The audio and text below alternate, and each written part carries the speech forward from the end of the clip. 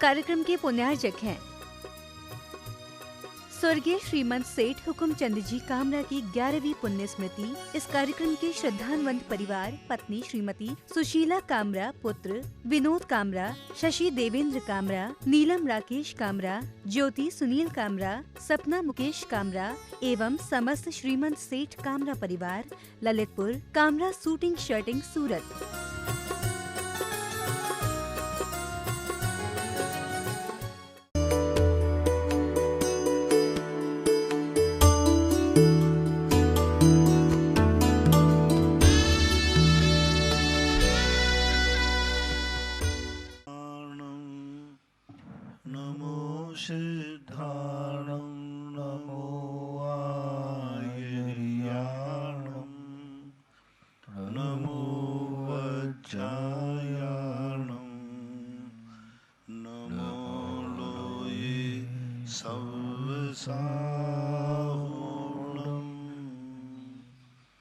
पंच परमेष्टि भगवान की जय। आचार्य श्री गुरुवर कुंद महाराज की जय। आचार्य श्री गुरुवर विद्यासागर महाराज की जय। परम पूज्य निरापक मुनि श्री 108 सुधा सागर जी महाराज की जय। समस्त मुनि संघ की जय। परम पूज्य मुनि श्री निष्कंप सागर जी महाराज की जय। मुंबई से विजय जैन की जिज्ञासा है। महाराज श्री के चरणों में नमोस्तु। महाराज श्री, आत्मा, पुनर्जीवन, उच्च गति, मोक्ष, कर्म आदि पर जैन धर्म मुख्यतः आधारित है, पर बड़ी और लगातार शोध के बावजूद भी विज्ञान को इनके प्रत्यक्ष प्रमाण नहीं मिलते। हाँ, तत्काल जीवन में अपने संस्कार, कर्म फल व पुत्रों पर अपना प्रभाव छोड़ने के अप्रत्यक्ष प्रमाण मिलते हैं। तो क्या इनके आधार पर संलेखना, मरण, सब त्याग आदि के बड़े निर्णय लेना उचित है? कृपया समाधान। विज्ञान के हर तर्क का जवाब जैन दर्शन के पास है, लेकिन विज्ञान उसको स्वीकार नहीं करे तो क्या करें। और विज्ञान के हर खंडन का, हर बात का खंडन जैन दर्शन के पास है। विज्ञान कोई प्रत्यक्ष नहीं है, विज्ञान भी हर चीज पे परोक्ष है। विज्ञान के जितने भी कार्य होते हैं, ये कार्य व्यक्ति को सुख कितना दे पा रहे हैं आप खुद निर्णय करें ना। जो आज विज्ञान ने कार्य किए, आज विज्ञान ही उससे दुखी है।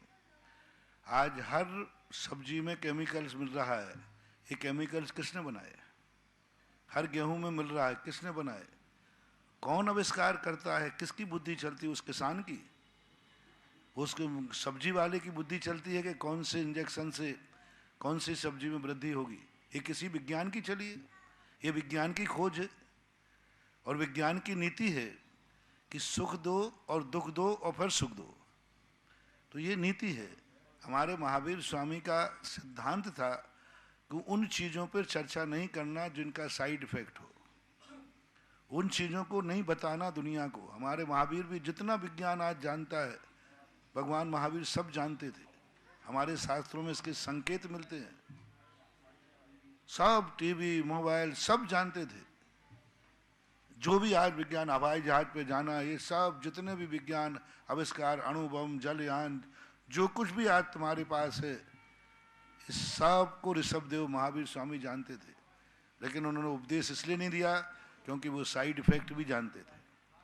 उन्होंने वही उपदेश दिया जिसके ग्रहण से साइड इफेक्ट नहीं हो और आगे विकास हो, आगे बढ़ोतरी हो। उसी के लिए उन्होंने इस बात पे कार्य किया। इसलिए हम ये नहीं कह सकते हैं जैन धर्म विज्ञान के किसी पीछे नहीं है। हर विज्ञान का जवाब जैन दर्शन के पास है।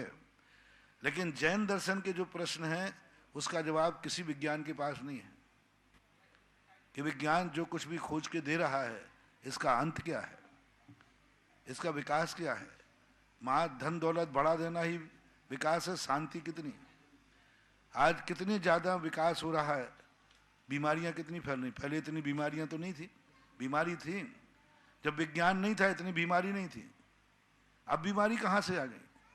इसका अर्थ है विज्ञान बीमारी फैला रहा है और बाद में बीमारी फैला के कहता है देखो मैंने दवाई बनाई। तो बच्चे लोग कहते वो गजब हो गया, विज्ञान ने देखो कितना आविष्कार कर लिया, इस बीमारी की दवाई फैला दी। और बच्चों को मालूम नहीं है कि बीमारी भी उसी ने फैलाई थी। तो ये जो दुर्नीतियां चल रही हैं आविष्कारों की, ये कोई व्यक्ति के लिए शांतिप्रद नहीं है। आज व्यक्ति व्यक्ति से दूर कर दिया, आज भाई भाई से दूर कर दिया, आज व्यक्ति को टीवी घर में भेज करके मोहल्ले की सारी रौनक, भाईचारा, आज एक बच्चे को पूरा परिवार बैठा रहे, उसे कोई लेना देना नहीं है। पहले कहते थे कि 4 महिलाएं जहां बैठे वहां चुप नहीं बैठ सकती, आज 100 महिलाएं भी चुप बैठी रहती हैं, अपने अपने मोबाइल पे मस्त रहती हैं। कुछ नहीं, सब इतना पूरा परिवार बैठा है, रिश्तेदार बैठे, किसी को कोई लेना देना नहीं है। इस मोबाइल ने सारे रिश्ते तोड़ दिए, प्रेम वात्सल्य छोड़ दिया, आप सब तोड़ दिए। तो अब ये कार्य विज्ञान कर रहा है। इनको तुम यदि आविष्कार मानते हो तो मानो, इनको यदि विकास मानते हो तो मानो, आज नहीं कल पछताना पड़ेगा और पछताओगे। जयपुर से आशा जैन इनकी जिज्ञासा है, महाराज श्री आज वर्तमान समय में पढ़ने वाले बच्चे खाना पीना सब कुछ जहाँ टेबल व पलंग पर उनकी पढ़ने वाली किताबें रखी रहती हैं, खाना पीना वहीं करते हैं, वो झूठे मुंह से किताबों को पढ़ते हैं व लिखते रहते हैं। हम मना करते हैं तो भी कहते हैं कि झूठे मुंह से पढ़ लिया तो क्या हुआ, ऐसे में सरस्वती कैसे इनके पास आएगी? तो उनका उनको ज्ञान भी जो प्राप्त हो रहा है वो ज्ञान लाभकारी कहाँ है? वो ज्ञान उनको सुख कहाँ दे पा रहा है? जितना जितना ज्ञान बढ़ता जाता है उतना उतना व्यक्ति टेंशन में, उतना उतना ज़्यादा व्यक्ति परिवार से दुखी होता जा रहा है, दूर होता जा रहा है। जितना जितना व्यक्ति पढ़ रहा है, जिसके बच्चे ज़्यादा पढ़ लेते हैं उनके माँ बाप की मौत बुरी तरह होती है, अकेले में होती है, एक एक गिलास पानी को तरसते रहते हैं। ये है उनके ज्ञान का फल। क्योंकि आज उनके माँ बाप, उनके परिवार को जिस उद्देश्य से संतान प्रकृति ने दिया था, प्रकृति ने संतान देने का मुख्य कारण था कि हर व्यक्ति को एक दिन बुढ़ापा आना है। जैसे बचपन अनिवार्य है ऐसे वृद्धावस्था भी अनिवार्य है। तो प्रकृति ने कहा कि बचपन में माता पिता बच्चे को संभालेंगे और बूढ़ा हो पाएगा तो बच्चे माँ बाप को संभालेंगे। लेकिन इस विज्ञान की पढ़ाई ने, इस संस्कारहीन पढ़ाई ने बच्चों को पढ़ा करके माँ बाप को ज्यों कहते हो अकेले में छोड़ दिया। आज उनकी दशा देखो क्या है। जितने पढ़े लिखे बच्चे हैं वे सब बाहर चले गए। आप शेखावाटी में जाके देखो, सब कमाने के लिए, पढ़ने के लिए सब जा रहे हैं। सारी दुनिया का हाल है। और उनके माँ बाप ज्यों कहते हो रहे ठूट के ठूट। हाँ, 2 थे, 2 ही रहो, 2 ही मरो, 2 ही जियो। हाँ, बच्चे को तुम आज पढ़ा करके, सेवा करके, पढ़ा लिखा के बड़े करो, वो मस्त हो, तुम अपने रहो। तो ये सब चीज़ें बड़ी दूरदृष्टि से देखने पर संतोषजनक नहीं। वो तो आज का ऐसा कंपटीशन हो गया है कि लोगों को लग रहा है कि विकास हुआ है, बस विकास नहीं है, मानसिक अशांति हुई है।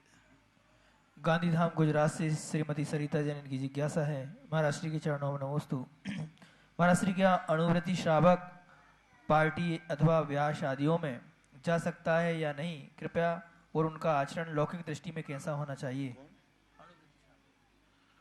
अनुव्रत श्रावक मात अपने परिवार के या जो उससे व्यवहार लगे हुए हैं उनके ही विवाह में जा सकता है।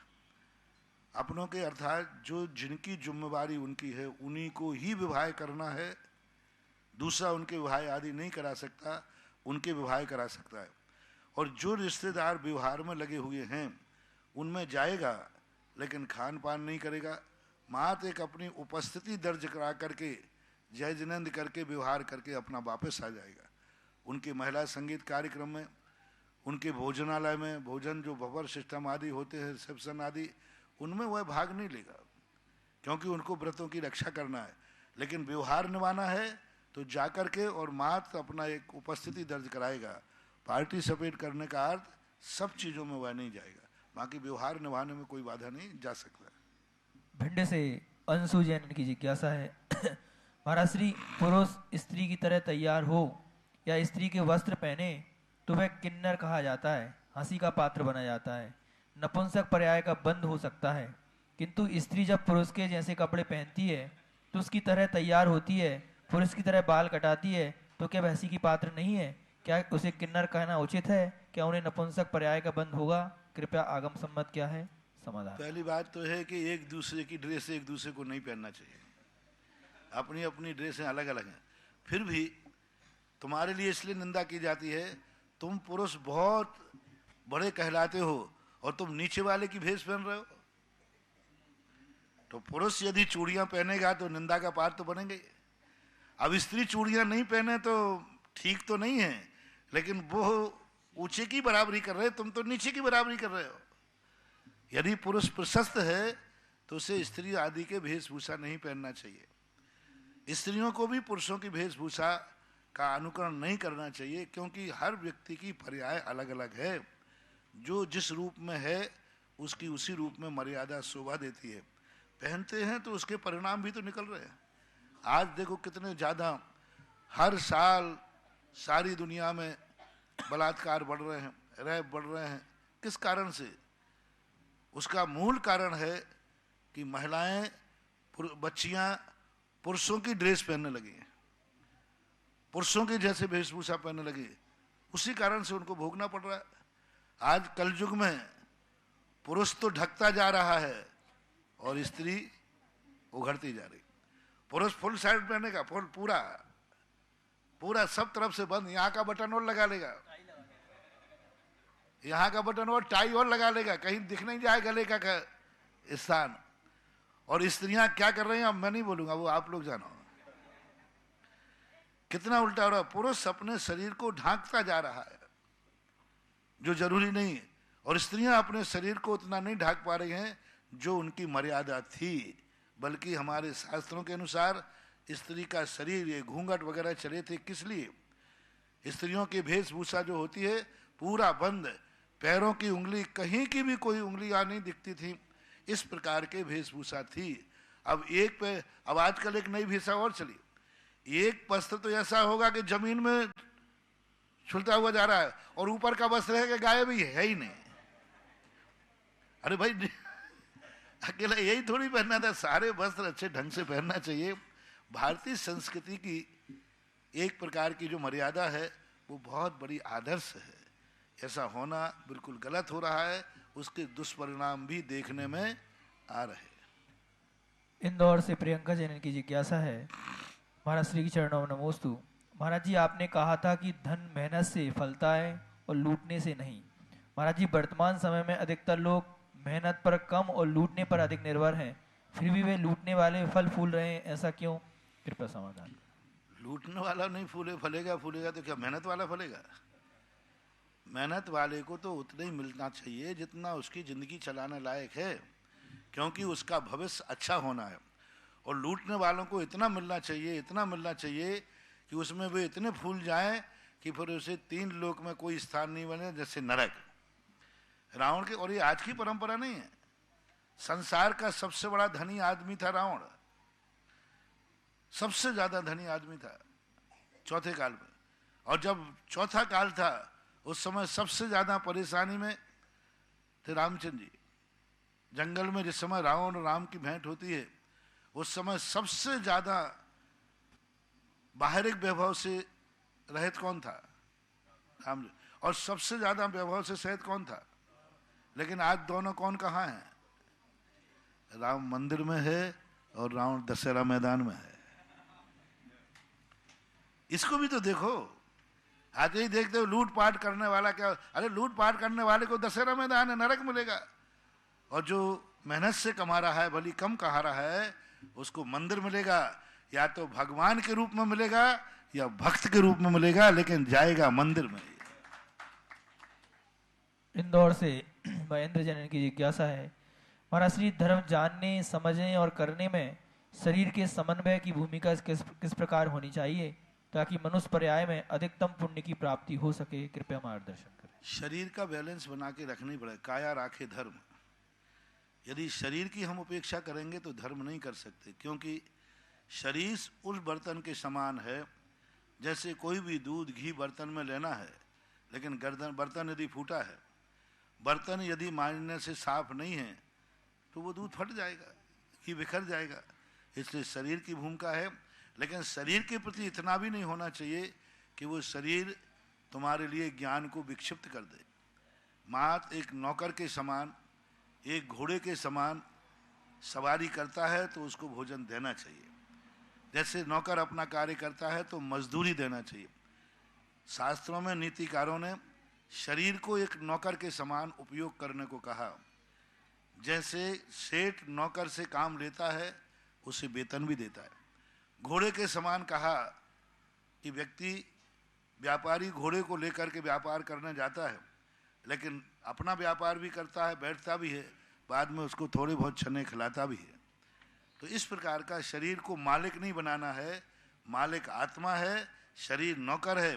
तो नौकर और मालिक में जो संबंध है वही शरीर और आत्मा में होना चाहिए। इसी से हमारी गाड़ी आगे बढ़ेगी, धर्म ध्यान हो सकेगा। नजफगढ़ दिल्ली से प्रियंका जैन की जिज्ञासा है। महाराज श्री के चरणों में नमोस्तु। महाराज श्री, जूठन शब्द से क्या अभिप्राय होता है? जूठन शब्द से क्या अभिप्राय होता है? एक बार आपने बताया था जूठन, एक बार आपने बताया था कि किसी व्यक्ति को अन्य व्यक्ति का जूठा नहीं खाना चाहिए, यहाँ तक कि माँ को बेटे का और बेटे को माँ का जूठा नहीं खाना चाहिए। तो महाराज श्री यह बताइए कि जूठन खाने से हमें क्या दोष लगता है? क्या किसी व्यक्ति के पिए हुए जूठे पानी को नाली में डालकर खराब करने की बजाय हम अगर पानी को पौधों में डाल देते हैं तो इसमें हमको कोई दोष तो नहीं लगेगा? कृपया समाधान। जूठन पीना, जूठन खाना, तुम तो माँ बाप की कह रहे हो। मैं कहता हूँ महाराज का भी जूठा किया हुआ यदि उनकी अंजलि में आया हुआ आहार है वो भी सेवन करने लोग। उच्छिष्ट भोजन जो है अभक्ष की कोटि में आता है, और अभक्ष की कोटि का अर्थ होता है वो अभक्ष ही है, क्योंकि वो जो उच्छिष्ट भोजन करता है उसके लिए अशुभ नाम कर्म का बंध होता है, त्रियंच नाम कर्म का होता है। जूठा भोजन कुत्ते बिल्ली आदि खाते, निम्न जाति के जो त्रियंच होते हैं वे खाते हैं। इसलिए किसी का जूठा हुआ भोजन खाना उचित नहीं है। इसलिए उतना ही परसो जिससे जूठा छोड़ना नहीं पड़े। रही बात पेड़ पौधों की, तो पेड़ पौधों के लिए झूठे और नहीं झूठे से कोई मतलब नहीं है। यदि गाय बैल आपका जूठा खाते हैं तो उनको दोष नहीं है, वो पशु हैं, उनकी नीति है, उनकी स्वभाव है। इसलिए पशु पक्षी आदि को जूठा खिलाना, जूठे खाना कोई बाधा नहीं। जूठा पानी आधा बचा है पेड़ के नीचे डाल देने में कोई बाधा नहीं, नाली में फेंकना ही नहीं चाहिए, पेड़ आदि को ही देना चाहिए। पेड़ को उच्छिष्ट का दोष नहीं आता, क्योंकि वो गंदगी में ही पलता है, गंदगी में ही उसकी जड़ें होती हैं। जो खाद में वो पलता है उस खाद से ज़्यादा निकृष्ट तो जूठा पानी नहीं हो सकता ना। अभक्ष सेवन करते हैं, गंदी वस्तुओं का त्याग नहीं है, वे जूठे खाने में दोष नहीं। तो मनुष्य हो, आर्य पुत्र हो, आर्य पुत्रों को किसी का भी जूठा नहीं खाना चाहिए, चाहे वो परिवार में माँ का हो, चाहे बेटे का हो, किसी का भी हो। उच्छिष्ट भोजन अभक्ष की कोटि में आता है। ऑनलाइन जिज्ञासाओं के बाद यहाँ उपस्थित सभी श्रावक श्रावकाएं और जिनवाणी चैनल और सुधा चैनल कल के माध्यम से देख रहे देश विदेश के सभी श्रावक श्रावकाओं की ओर से परम पूज्य श्री के चरणों में कोटिशः नमोस्तु नमोस्तु नमोस्तु गुरुवर। और आज की प्रथम जिज्ञासा के लिए आमंत्रित कराऊं श्री तरुण कुमार जी बज, सवाई माधोपुर, और तैयार रहेगी श्रीमती सपना जी जैन, गुना। मेरे भगवान के चरणों में कोटि कोटि नमन। महाराज जी, आपने जो आदिनाथ भगवान के मोक्ष कल्याणक को मोक्ष दिवस घोषित किया है, उसे हम सवाई माधोपुर के सभी मंदिरों में बैंड और जुलूस के साथ धोती दुपट्टे में और मंदिरों को सजाकर मनाने की सबकी हमारी भावना है। और सर्वार सिद्धि में हमें इसे कैसे मनावें यह हमें निर्देशित करें महाराज जी। अब समाज तो दोनों एक ही है। हाँ महाराज जी। तो या तो यहाँ मनाया जाएगा वहाँ मनाया जाएगा, एक ही जगह कर पाओगे? ऐसा कर सकते हो कि एक स्थान पर सुबह कर लो, एक में दोपहर में कर लो, दोपहर में। जैसे आपकी समाज की व्यवस्था हो, क्योंकि दोनों जगह एक ही समाज को इकट्ठा होना है। कम से कम शहर में जो लाड़ू आदि लेकर की बात बताई कि उतने लाड़ू हर व्यक्ति की थाली में हो, धोती दुपट्टा पहने, और एक थाली में जितने मंदिरों में जाना हो उस प्रति एक एक लाड़ू उसमें रखे, और ऊपर एक कपड़ा डाल के श्री बना करके उसमें एक झंडी लगा दो, और वो अपने सिर पर रख करके जलूस के साथ जावे, तो एक धर्म की प्रभावना भी होगी, और धोती दुपट्टा वाले अलग चले और शेष लोग पीछे चले। और यदि निर्वाण लाड़ू सवाई रणथंबोर में बनना है तो उसके लिए तो आपको कोई जलूस वगैरह वहाँ निकालने की कोई ज़रूरत नहीं, और निकालना हो तो सीढ़ियों के ऊपर से जलूस बना लेना, और क्या। सीढ़ियों तक तो वैसे ही जाओगे, सीढ़ियों के ऊपर जाकर के जुलूस बना करके और ले जाओ गाजे बाजे के साथ और बढ़िया वहाँ निर्माण लाडू चढ़ाओ। और नहीं बनता है तो सुबह जो उस दिन बारी पड़े वो लोग उतने लोग ही वहाँ संभवनाथ भगवान के यहाँ लाडू चढ़ावें और लोग भी पहुँच जाए। महाराज जी मेरी वो है शंका नहीं, एक आपसे निवेदन है महाराज जी कि संभवनाथ भगवान का भक्तामर विधान भी हम वहाँ बनवाना चाह रहे हैं, तो महाराज जी आप वहाँ के संभवनाथ भगवान के विधान वो 24 का बनाना ही पड़ेगा क्योंकि 24 सब्जियां हैं। बहुत देखते नमस्ते महाराज जी, नमस्ते। देखो उसमें 365 लोग तैयार करना पड़ेंगे। हो पर जाएगा अभी तो हर दिन वहाँ शांति धारा अभिषेक हो रही है, पर हर दिन वहाँ विधान होना चाहिए। देखो मेरी मेहनत कराओ ना महाराज मैं इतनी मेहनत करूं तो मात अकेला उसका प्रतिफल मिलना चाहिए। यदि आप रणथंभौर में ऐसी व्यवस्था महाराज जी करें, नियमित जो अपने मंडल वाले जाते हैं वो सब हाँ, वो सहमत है। विधान बंदल वाले करें। और विधान में कोई ज्यादा टाइम नहीं लगता, 1 घंटे लगता है। 1 घंटा लगता है महाराज जी। 1 घंटे वो विधान करके आवे। हाँ महाराज जी। कहीं ऐसा ना हो कि विधान करने की अपेक्षा में वो अभिषेक करने वाली बंद हो जाए। नहीं नहीं महाराज जी, ऐसा नहीं होगा हाँ, महाराज। क्योंकि फिर लेट होंगे ना, उसमें 1 घंटा ज्यादा लगेगा। ऐसी व्यवस्था कर लो आप लोग बैठ करके, फिर सोचता हूँ।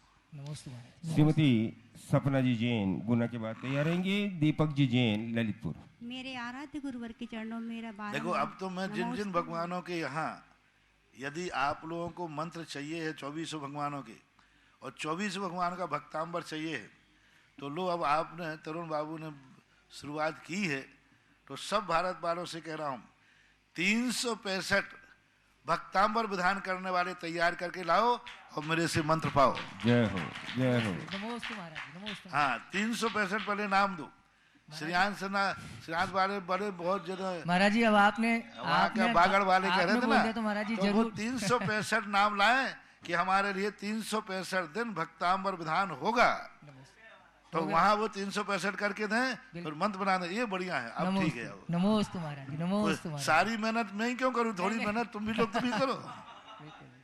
और जब मैं इतनी बड़ी साधना करके मंत्र दूं तो उसका प्रतिफल लाभ होना चाहिए।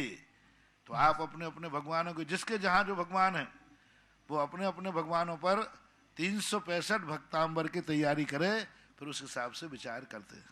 नमोस्तु महाराज, मेरे नमोस्तु। आराध्य गुरुवर के चरणों में मेरा बारंबार नमोस्तु नमोस्तु। मुनिश्चित 12 वर्षीय पाठ्यक्रम में सभी का रिजल्ट आ गया है, सबका बहुत अच्छा लगा। अच्छे से 85% सबका रिजल्ट रहा। वहाँ से अब सब लोग सोच रहे हैं एक नया मुहूर्त जो आप सभी लोग पढ़ाई स्टार्ट कर दें। सभी लोग जानना चाहते हैं क्या का 12 वर्षीय पाठ्यक्रम में सभी का रिजल्ट आ गया, अब नई किताबें आ चुकी हैं महाराज श्री, तो उसके लिए कोई नया मुहूर्त मतलब सभी एक साथ शुरू कर दें। मुहूर्त के लिए सामान्य रूप से तो क्या मुहूर्त 3-4 मुहूर्त में बता देता हूँ। कोई भी ग्रंथ का स्वाध्याय शुरू करना है अथवा बच्चे लोगों की पढ़ाई शुरू करना है, ग्रंथ पढ़ना है, तो बुधवार, गुरुवार और शुक्रवार ये 3 दिन शुरुआत करने के हैं। तिथि के अनुसार सामान्य रूप से अष्टमी, चतुर्दशी, पूनम, अमावस्या ये 4 दिन छोड़ करके किसी भी तिथि में कर सकते हैं। अब आपको छूट दे दो, बुधवार, गुरुवार और शुक्रवार। महर्षि काना पोड़ा पड़ा हाथ में, चूसे तो रोवे, फल रंज ध्यान ध्यान की भूमि विषय होवे। महर्षि अर्थ है सावन काना पोड़ा पड़ा हाथ है, चूसे तो रोवे, फले अनंत भूमि विषय। काना पौड़ा पड़े हाथ है, चूसे तो रोवे, फले अनंत पड़े अनंत जो भूमि विषय वो वे। काना पौना कहलाता है। पौना है ना गन्ना, साँटा, जो गन्ने का पूरा साँटा होता है उसमें ऊपर पत्ते होते हैं। तो उसका क्या होता है कि नीचे तो गन्ना मीठा होता है, लेकिन जहां से उसका अंत का भाग आता है वो चूसने में बहुत बेकार है। चूसे तो रोवे यानी उसको कुछ भी मिलने वाला नहीं है और मुंह खराब और हो जाता है। लेकिन वही ऊपर के हिस्से को काट कर जमीन में बो देवे तो भूमि विषय बोवे यानी फिर से नई फसल तैयार हो जाती है। तो उस गन्ने के 2 भाग किए गए, एक रस भाग का और एक ऊपर ऊपर का जो भाग होता है वो बोने के काम आता है, खाने के काम नहीं आता। नमोस्तु मुनिश्री। दीपक जी जैन ललितपुर और तैयार रहेंगी। श्रीमती निर्मला जी गोधा बिजोलिया। मेरे गुरुदेव के चरणों में कोटि कोटि नमोस्तु। हे गुरुदेव, आपकी प्रेरणा एवं परम आशीर्वाद से हाल ही में मैंने महावास्तु आचार्य बनने में सफलता प्राप्त की है। गुरुदेव, यह आपकी परम आशीर्वाद से ही संभव हो पाया है। इसके लिए मैं आपका बारंबार आभार प्रकट करता हूँ। हे गुरुदेव, मैंने देखा है कि महावास्तु में कैसे गुरुदेव छोटी छोटी बातों को ध्यान में रखते हुए, पंच तत्वों को संतुलन करते हुए और कुछ चीज़ों को इधर उधर व्यवस्थित अपने घर में रखते हुए कैसे हम बड़ी बड़ी समस्याओं से भी निजात पा सकते हैं।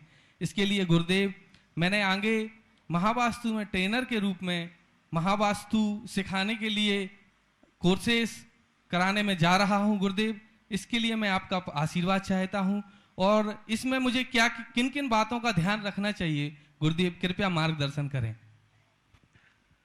कोई भी कला और ज्ञान होता है, वह ज्ञान हमेशा दृष्टि में परोपकारी होना चाहिए और स्वयोपकारी, स्वांताय सुखाय परहिताय, हमारे लिए सुख की प्राप्ति हो, दूसरे का हित हो।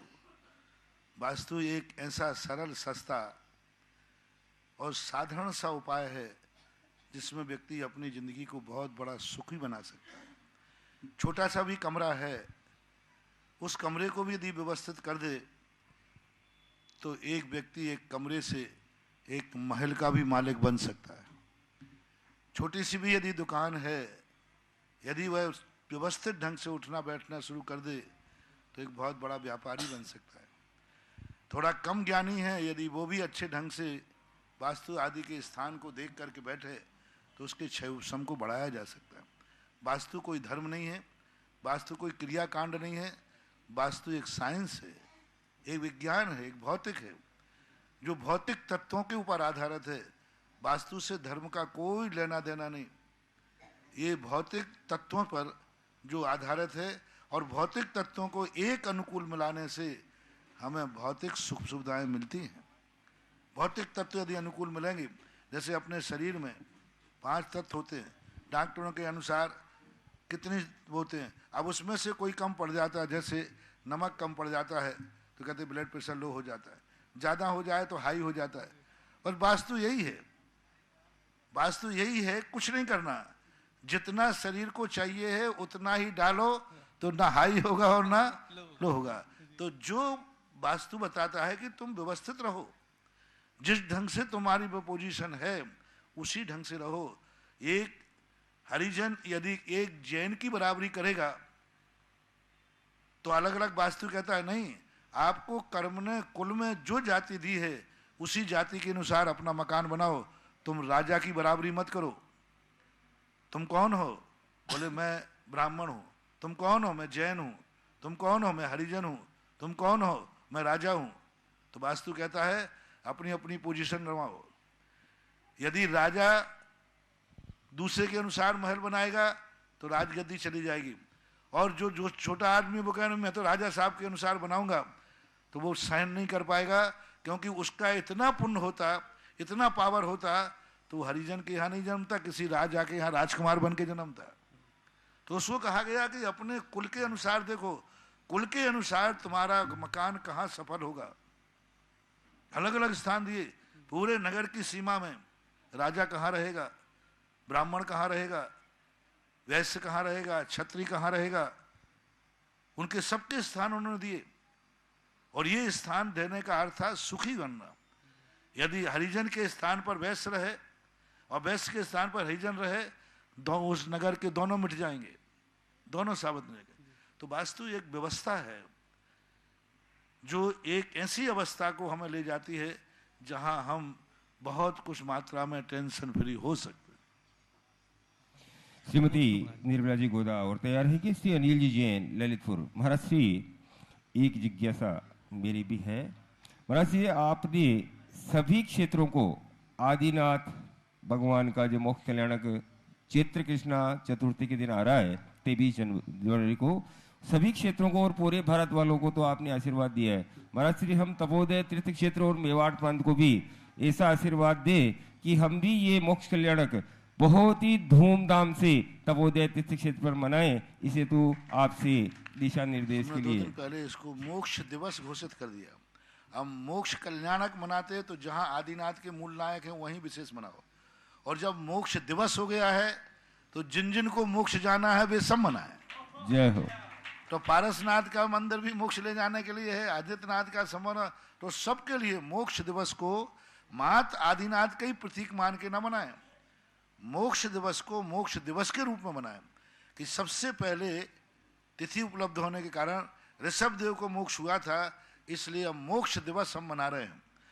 और मोक्ष दिवस के दिन आप लोग भी बढ़िया, कम से कम ज़्यादा समाज यहाँ नहीं है तो कम से कम 108 धोती दुपट्टा पहन करके जोड़े से अपना एक बढ़िया वही लाड़ू, यहाँ कम से कम 5 लाड़ू रख लो, रख करके और पूरा जुलूस स्कूल के यहाँ से निकालो और यहाँ से घूमते हुए एक 24 में, गणधर में, मूल नायक में और फिर अंत में जाकर के गगन विहारी कमल स्थान पर जाकर के और उसके बड़े रूप में निर्माण लाडू चढ़ाया जाए। आपके केवल ज्ञान स्थली है। देखो कार्यक्रम मनाओ तो सब मना सकते हो, तुम बारात निकालते हो, पड़ोसी में शादी हो, आजू बाजू मकान है, फिर भी बारात के ठाट यहाँ से यूं घुमा के लाओगे, ये तो करना चाहो तो सब कर सकते हैं। और यहाँ 23 तारीख को अब समय आप लोग निश्चित कर लो, सुबह करना है दोपहर में करना है, सबकी तैयारी कैसी है अभी जिज्ञासा के बाद अपन यहाँ वालों से पूछ लेंगे। ठीक है, नमस्ते। अभी पूछ रहा हूँ, तो दोपहर में करो, मुझे क्या, थोड़े दुकान बंद करो आदिनाथ के नाम से, क्या बात है। सही, नमोस्तु गुरुवर जी। कैसा रखेगी निर्मला जी और तैयार रहेगी अनिल जी जैन ललितपुर। गुरुवर के चरणों में मेरे और मेरे परिवार की ओर से बारंबार नमोस्तु। 9 पदार्थ होते हैं महाराज जी, उसमें पुण्य और पाप आता है। ये दोनों ही एक सिक्के के 2 पहलू हैं। पाप तो किसी को सगा नहीं देता और पुण्य किसी को दगा नहीं देता, तो ये पाप बीच बीच में क्यों आ जाता महाराज जी पुण्य में? पुण्य और पाप को हम एक सिक्के के 2 पहलू नहीं कह सकते, क्योंकि जहाँ पुण्य है वहाँ पाप नहीं हो सकता। पुण्य एक पिल्ले के 2 पहलू मान लेंगे तो इसका अर्थ है कि एक पहलू नहीं है तो सिक्का खोटा है। 2 पहलू वहाँ कहा जाता है जिस एक के अभाव में दूसरा खोटा हो जाता है, और यहाँ तो एक के अभाव में ही दूसरा चोखा होगा। पुण्य जिस सिक्के पर है, पाप रहेगा तो पुण्य नहीं रह सकता। इसलिए पुण्य और पाप एक खोटे के सिक्के नहीं है। पुण्य और पाप के लिए कहा एक पुद्गल की 2 पर्याय हैं, और एक वो है जो कि रावण के समान काम करता है, एक वह है जो विभीषण के समान काम करता है। हमारे यहाँ इन दोनों को पुद्गल की पर्याय कहा है, लेकिन पुद्गल की पर्याय होकर के दोनों की भिन्न जाति है। अब हम लंका के 2 पहलू कहें तो नहीं बन सकता। रावण का बिल्कुल नेचर भिन्न है और विभीषण का बिल्कुल भिन्न है। पुण्य वो प्रकृति है जो हमें कुछ चेताने के लिए आती है, हमें विकास में सहयोग देती है। पुण्य वो वैसाखी है जो लूढ़े को भी चढ़ना सिखा देती है। पुण्य वो वैसाखी है जो व्यक्ति देख नहीं सकता, वो चश्मा लगाए तो वो दिखने लग जाता है। पुण्य वो प्रकृति है जिस बहरे को सुनाई नहीं पड़ता, मशीन लग जाए तो सुनाई देने पड़ जाता है। तो इस प्रकार पुण्य के अनंत अनंत उपकार हैं। यदि व्यक्ति पुण्य का सही उपयोग करना चाहे तो मोक्ष मार्ग भी पुण्य से ही बनता है, पाप से नहीं बनता। पाप तो मोक्ष मार्ग में बाधक है। इसलिए पाप जो है एक स्वतंत्र पदार्थ है जो हमारे लिए पतन की ओर ले जाता है, और पुण्य वो है यदि हमारा दिमाग सही है तो हम उत्थान की तरफ, विकास की तरफ ले जाते हैं। पुण्य फला अरहंता, अरहंत पद भी पुण्य से प्राप्त हो जाता है।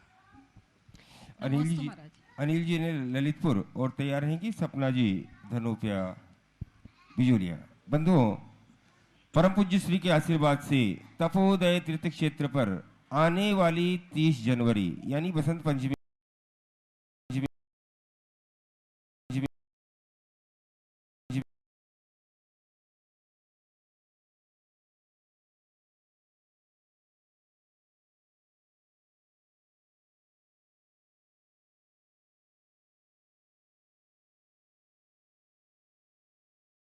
कराएंगे। एक बात, कोई एक बात ले लीजिए, जैसे 24 भगवानों के नाम हैं तो नियम कर लें कि हम प्रतिदिन प्रत्येक बच्चे को 2 भगवानों के नाम याद कराएंगे, तो कम से कम महीने 1.5 महीने के अंदर उसको 24 भगवान याद हो जाएंगे।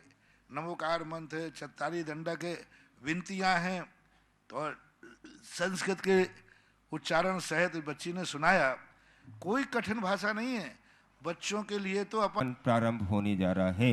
तो सभी भारत के जितने भी लोग हैं सबसे मैं जो सुन रहे हैं सबसे निवेदन कर रहा हूं, जिन लोगों ने अभी तक नाम नहीं लिखा है वक्तामर में, अपने अपने नाम तुरंत यहाँ लिखवाएं। और जिन लोगों ने लिखवा दिए हैं, अगर आपको कोई विशेष तारीख लेनी है तो आप लोग हमें यहाँ सूचना दें ताकि हम उस तारीख को आपके नाम के विधान की व्यवस्था बना सकें। तो सभी से निवेदन है अपनी अपनी जो अगर कोई तारीख है, नहीं तो फिर जो कमेटी आपको तारीख देगी उस तारीख पे आपका विधान होगा। तो सभी से सूचना के लिए मैं निवेदन कर रहा हूं। और जिन लोगों की भावनाएं हैं असीमकालीन वक्तामर विधान यहाँ करवाने की, शीघ्र अपने अपने नाम यहाँ भिजवाएं और पहले आवें पहले पावें।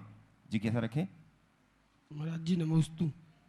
महाराज श्री, जैसे अपने यहाँ किसी वस्त्रधारी की पूजन नहीं होती है, वस्त्रधारी की पूजन नहीं होती है, लेकिन तीर्थंकर जब जन कल्याणक या गर्भ कल्याणक की पूजन अपन लोग करते हैं तो वो किस?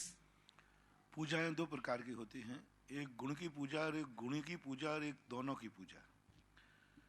तो वहाँ जन्म कल्याणक की पूजा होती है, जन्म कल्याणक धारी की नहीं। अपन जब भी जन्म कल्याणक की पूजा करेंगे तो मंदिर में करेंगे, बीतरागी मूर्ति के सामने करेंगे। इसलिए पंचकल्याणक जब महोत्सव होता है तो पूजा के लिए हमें प्रतिष्ठित मूर्ति बैठालना जरूरी होता है क्योंकि जन्म कल्याणक की जो पूजा होगी वो भगवान के सामने होगी, बालक के सामने नहीं होगी।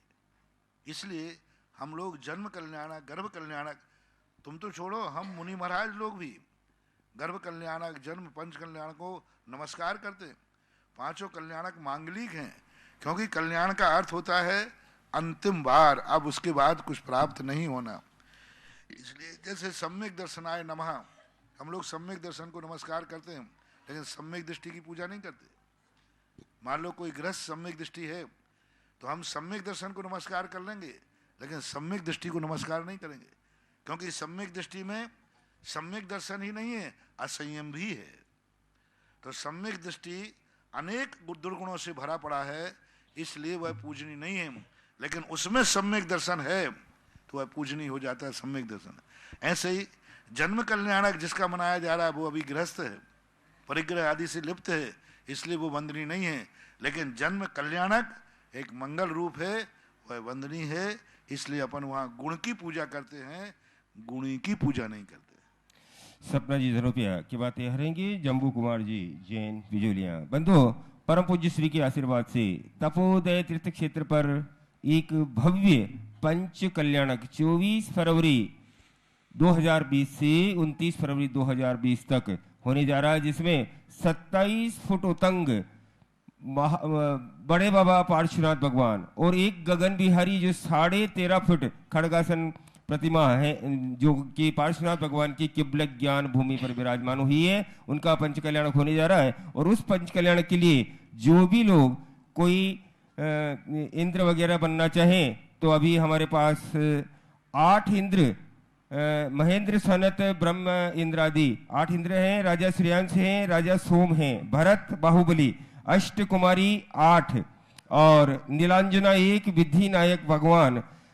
और मांगलिक राजा और महामांगलिक राजा। ये पद अगर कोई अब किसी की भावना हो तो अपनी अपनी भावनाएं प्रेषित कर सकते हैं और शातिशय पुण्य का अर्जन कर सकते हैं। परम पूज्य श्री के सत्संग सानिध्य में यहाँ पर जो पंच कल्याणक हो रहा है इसमें ये पद जिन लोगों की भावना हो अपनी अपनी भावनाएं प्रेषित करें।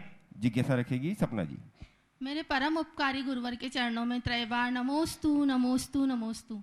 महाराज जी, हमारी जिज्ञासा है, 12 भावना में संसार भावना में आया है, भोगी पुण्य फल हो एक इंद्री, क्या इसमें लाली कुतवाली दिन 4 वहीं फिर खुरपा आरुजाली। इन पंक्तियों का क्या आशय है महाराज जी? उसमें व्यक्ति के लिए ये बताया गया है कि पंचेंद्रियों के जितने विषय हैं इनमें जो लाली यानी प्रेम करता है, इससे उपलब्ध क्या होने वाला है।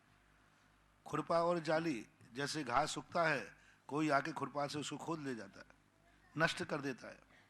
अब उसके लिए अपन क्या करेंगे? आज यदि अपन कोई भी चीज़ को उपलब्ध किया है और उसको यदि हमने मात अकेले विषयों में गंवा दिया तो यानी कितनी भी वस्तु को वो मेहनत करके आता है लेकिन अंत में तो उसको नाश ही होना है।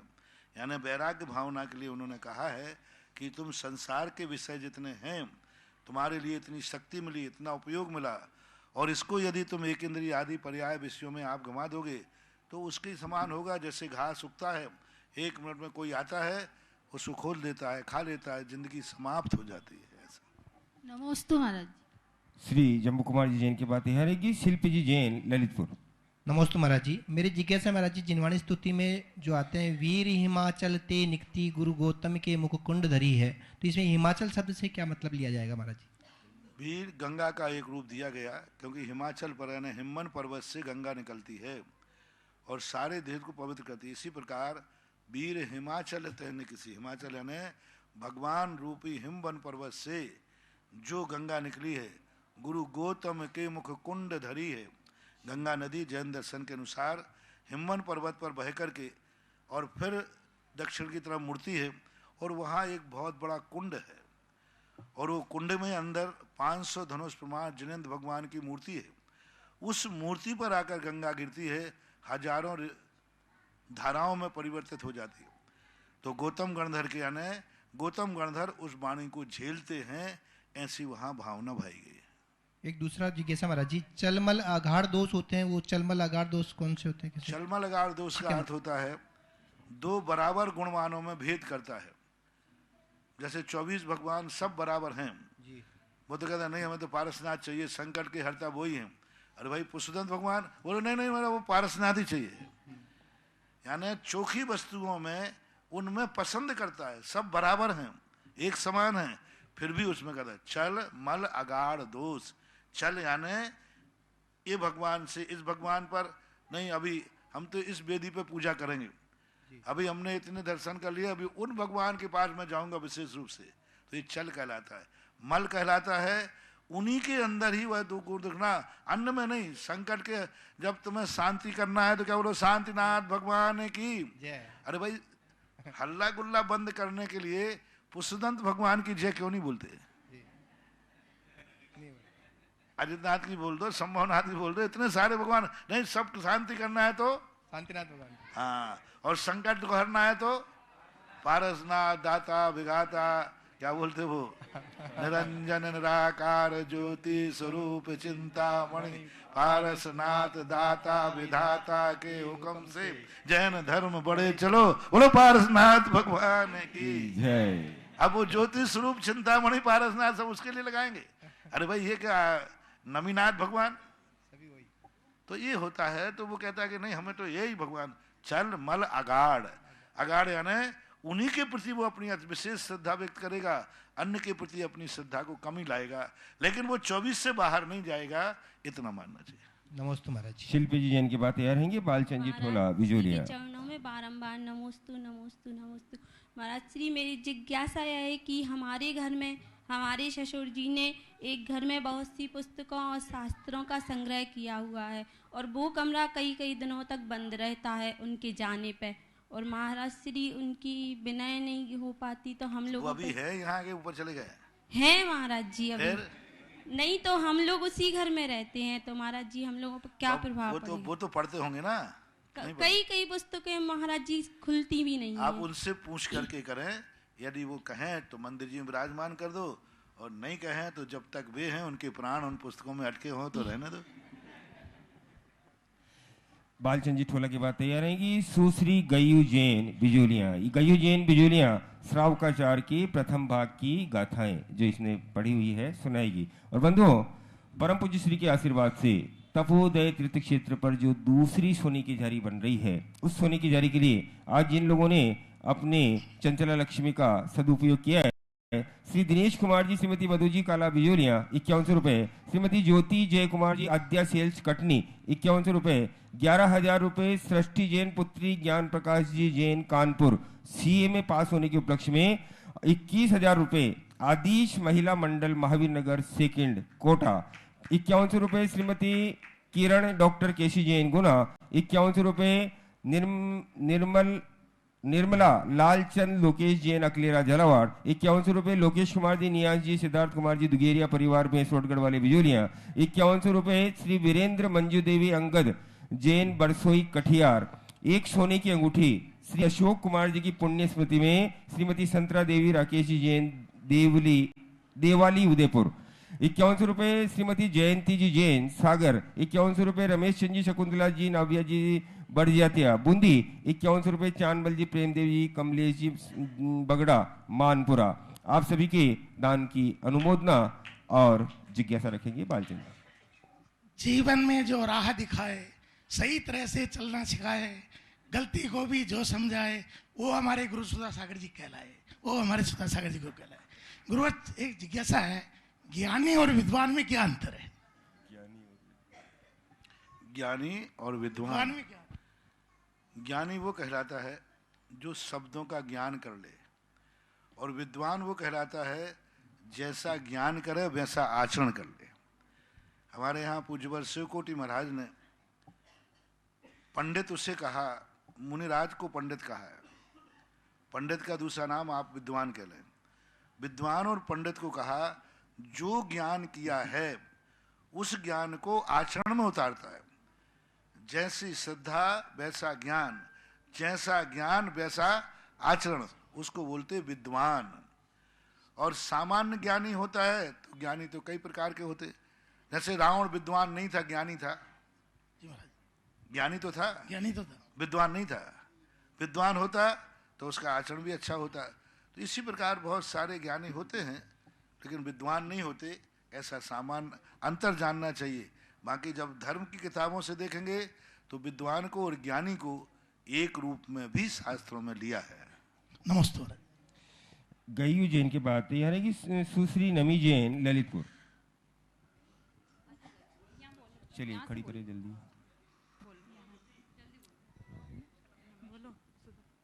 सुधा सागर जी महाराज की जय। नमः शिवाय वर्धमानाय निर्दूत कलिलात मने सालोकानां त्रिलोकानां यद विद्यादर्पणाय ते देशीयामि समीचीनां धर्मं कर्निम्बान संसारात् दुःखसत्त्वान् योदर युक्तं मे सुखे सदृष्टि ज्ञान वृत्तानि धर्मं धर्मेश्वर विदु यदि अप्रज्ञानिकानि भवति भवपद्धति श्रद्धान परमार्थाना माप्तागम तपो व्रतां त्रिभुद्रपूलिवस्तांगां सम्यक् दर्शनमयम् आप्तेरो चिन्न दोषेण शरं गेमागमेशिना भवितम्यं योगिन नान्यत्याप्य भवे सुत्पिपासा जरातङ्घा जन्मस्तकस्मयस् मया न अर्घद्देशमोहञ्च यस्य प्रकीर्यते परमेष्टि परम ज्योतिर्विरागो विमलाकृति सर्वज्ञो अनादिमध्यान्त सर्वसार्थोपलार्यते अनात्मर्थं विलालागै शास्ता साक्षी सत्तोयत गणम शिल्पी करक प्रसाद मुझे की पैशुते आप तो पज्ञमनूलम में प्रत्यक्ष विरोधगम तत्वोपदेश ग्रसार्वम शास्त्र का पदगत परम विषयाशावसाति तो निरारम्भो परिग्रह ज्ञानाद्यातवोरत्नस् तपस्वी स प्रशस्यते इदमे दृश्वे तत्त्वज्ञानचान्यता इत्यकम्पाय सम्भवत् सर्वाङ्गे संचरारुचि कर्म पर्व से साथे दुःखैरतरितोदये पाप बीज सुगेलाता छदरा काकता स्मृता। नमोस्तु महाराज जी, नमोस्तु महाराज जी। हाँ, तो 10 बच्ची को याद है।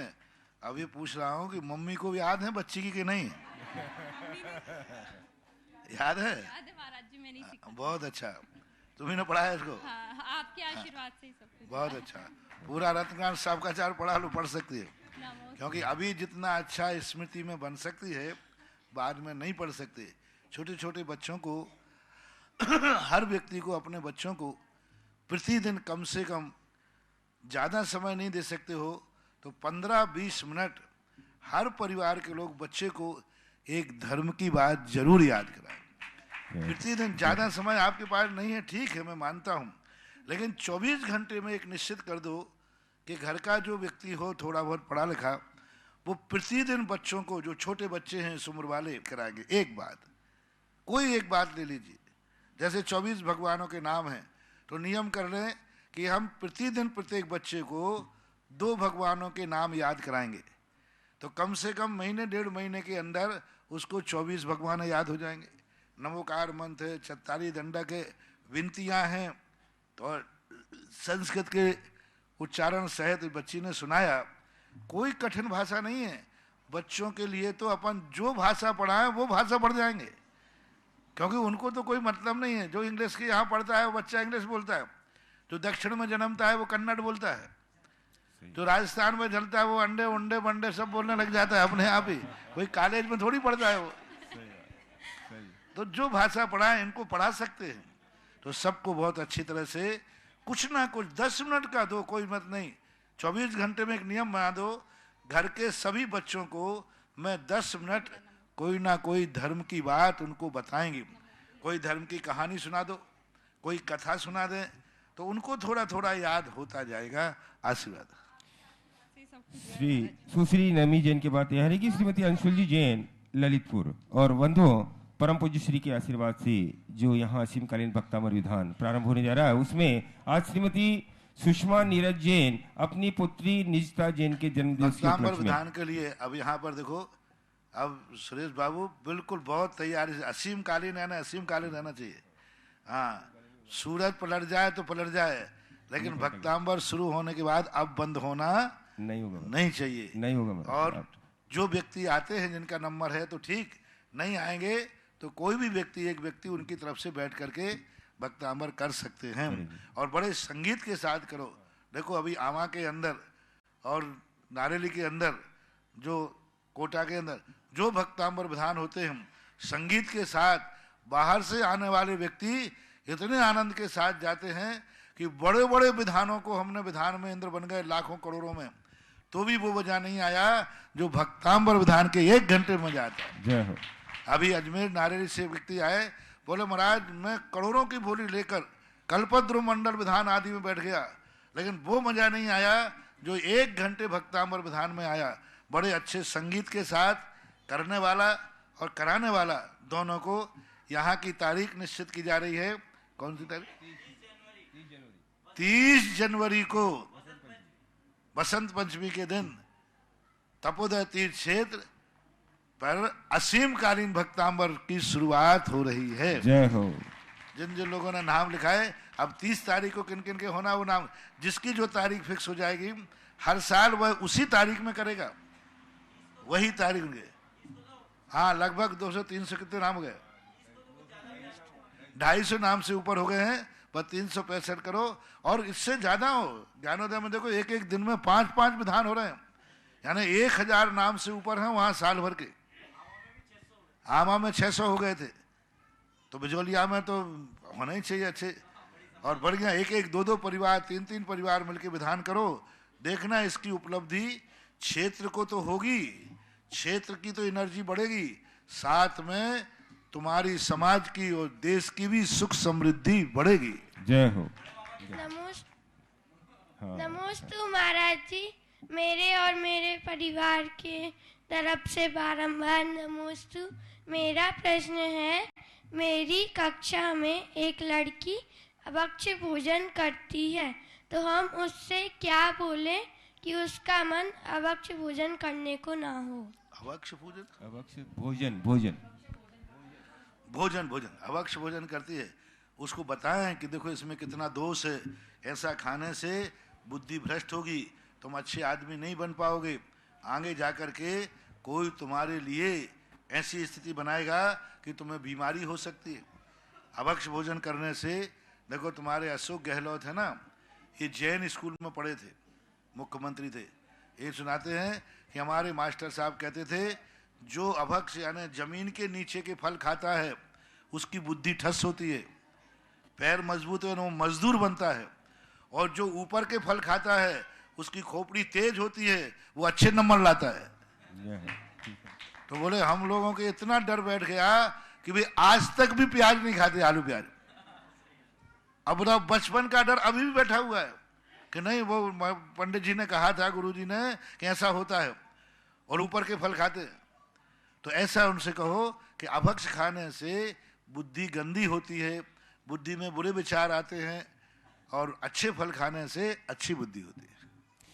श्रीमती अंशुली जैन ललितपुर और तैयार रहेंगी श्रीमती अलका जी मोदी बिजोलिया। बंधुओं, जो नाम मैंने अभी बोला थे वक्तावर विधान के लिए, सुषमा नीरज जैन अपनी पुत्री निष्ठा के जन्मदिन के उपलक्ष्य में अलीगढ़ से, और सहस्त्रकूट जिनालय में भी आज जिन लोगों ने 1 लाख रुपए की राशि से एक प्रतिमा विराजमान करने का सौभाग्य प्राप्त किया है, श्रीमती रतन देवी, सुधा देवी, सुनील, कल्पना जैन जहांजरी भीलवाड़ा, विनोद संध्या जैन दुर्ग छत्तीसगढ़ एवं राबिन निकिता प्रसाद जैन ठाणे। आप सभी की पुण्य की अनुमोदना जिज्ञासा रखें। महाराज श्री के चरणों में त्रैवार नमोस्तु। महाराज जी, हमारी चाची जी को रात के सपने में सर्प दिखता है, फिर जब सुबह चाचा जी गांव के मंदिर जाते हैं तो सर्प उनको बेदी पर बैठा मिलता है और दोपहर के 3 बजे तक वहीं रहता है। तो इसका क्या मतलब? नगारा, गांव नगारा, लदाना गांव। अच्छा अच्छा अच्छा, नगारा नगारा नगारा राजस्थान में है? नहीं, ललितपुर के पास में ही है नगारा। वहाँ गांव में बस्ती है कि नहीं कि मंदिर? महाराज जी एक घर है अभी हमारी चाचा जी का है। चूहे वगैरह वहाँ ज्यादा तो नहीं है? नहीं नहीं नहीं, रोज वो पूजन होती है महाराज जी। अच्छा, तो वहाँ पर प्रतिदिन मिलता है? नहीं नहीं, एक ही दिन दिखा है, सिर्फ एक बार ही दिखा है जी। हाँ तो कोई बात नहीं, आ गया होगा। नहीं नहीं, पहले रात में जैसे चाची को सपने में दिखता है और फिर सुबह जब चाचा जाते हैं मंदिर तो वो बेदी पर बैठा मिलता है। कितने बार हुआ? 1 बार हुआ महाराज। तो कोई बात नहीं, दोबारा आया तो फिर देखना। श्रीमती अलका जी मोदी बिजोलिया और महाराज जहाँ पे आ जाता है, और कई बार ऐसा अपने स्वप्न में भी संकेत रूप में मिल सकता है, क्योंकि मंदिर के प्रति अपना लगाव होता है ना। और आ जाए तो कोई डरने की जरूरत नहीं है, बस तुम तो कुछ जैसे वो दिख जाए तो तुम तो वही भक्तांबर कला का वही श्लोक पढ़ना, उन्निंद्र नहीं रक्ते क्षणम समिद कोकिल कंठ नीलम क्रोधोद्धतम फणन मुक्त फण महापतंतम आक्रामति निरस्त संक त्वन्नाम नाग दमनी हृदि यस्य पुंसाम। बस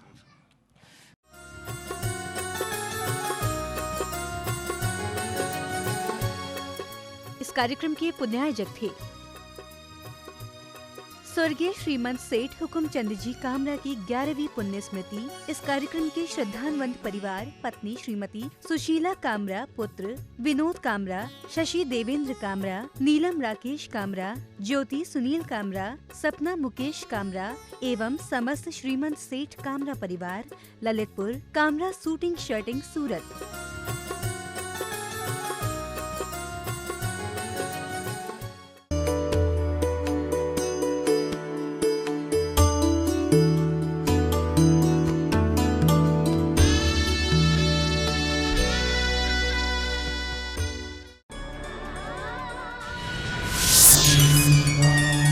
परम पूज्य संत शिरोमणि